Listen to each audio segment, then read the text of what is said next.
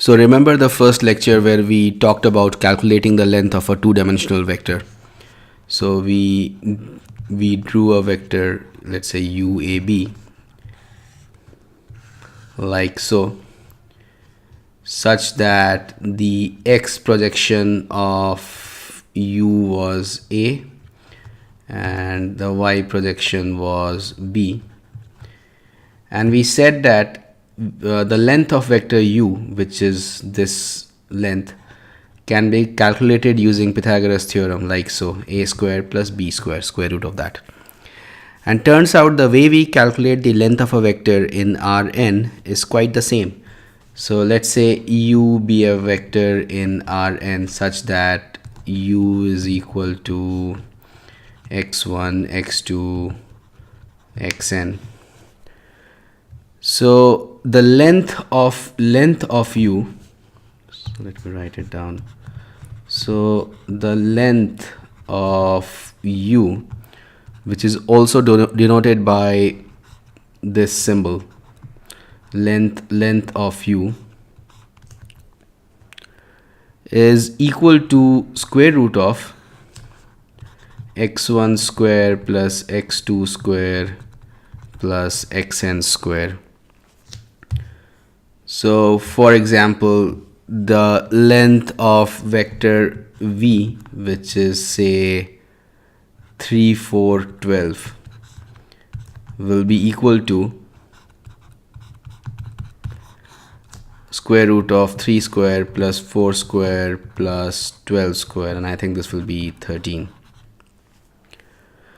A zero vector will have length 0, right? So that's pretty obvious. So let's say you have a vector u in Rn, all right?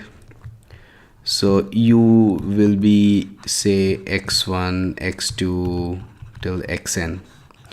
And let's say c be any scalar. So by now you already know this, that c into u will be c into x1, c into x2, dot dot dot, c into xn, right? And if you would like to, and if you say if you wanted to calculate the length of this vector, right? So this will be square root of c square x1 square plus c square x2 square dot dot dot c square xn square, right? And this follows from the definition, right? And this can be rewritten by taking mod c outside as x1 square plus x2 square plus xn square, and this is mod c into the length of the vector u itself, right? So we have just proven that c times u, the length of this vector, is equal to mod of c into the length of vector u, right? So essentially what we are saying is that multiplying a vector with a scalar has the result of multiplying the length of that vector with the same scalar.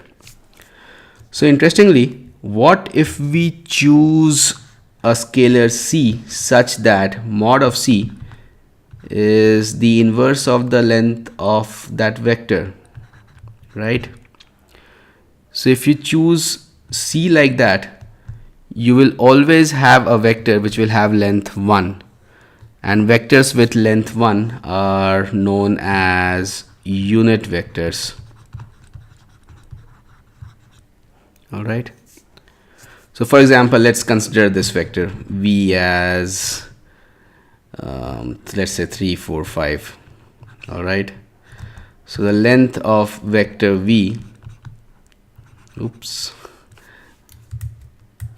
so the length of vector v will be under root 3 square plus 4 square plus 5 square, right? And this will be 5 root 2. And if we were to multiply, let's say 1 by 5 root 2 with v, the length of this vector, right, will be 1. So we studied in the last lecture that the standard basis vectors have got length 1, and we can see now why this is the case. So the standard basis vector, let's say EI in Rn, has the following form, right? So it has got 1 as its ith element, and rest of the elements are 0. And if you wanted to calculate the length of EI, which is the ith standard vector in standard basis vector in Rn, this will be square root of 0 square plus 0 square, right, plus dot dot dot 1 square. So at the ith position you will get just the number 1 square, and then again followed by 0 square, and this will be 1.